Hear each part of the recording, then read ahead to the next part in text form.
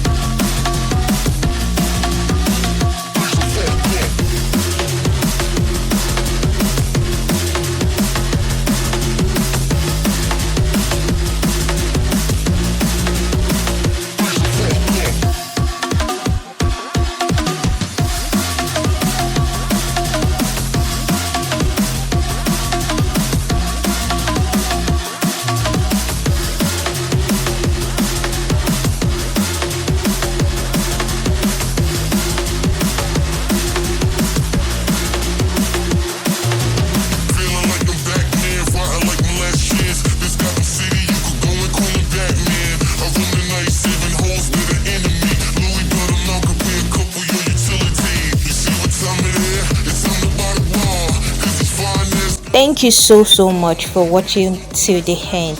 Now this is actually majorly for those that have scanty edges, just like my. Yes, you can style your edges to make it fuller.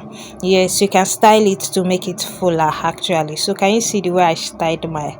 Can you see the way I styled my? So thank you so much for watching. Please, if you've not subscribed, please kindly subscribe, and if you want more of this, you can definitely watch out for more of edges tutorial.